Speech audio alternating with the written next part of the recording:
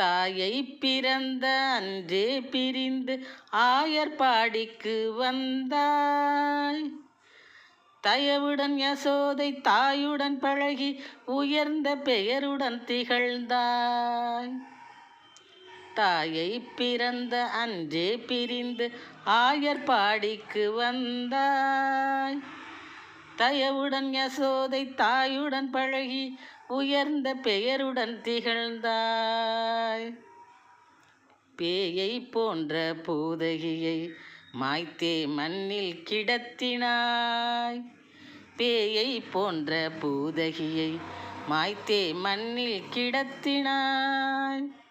வாயை திறந்து அனைத்துலகும் காட்டி மக்களை ஆச்சரியப்படுத்தினாய். வாயை திறந்து அனைத்துலகும் காட்டி மக்களை ஆச்சரியப்படுத்தினாய்.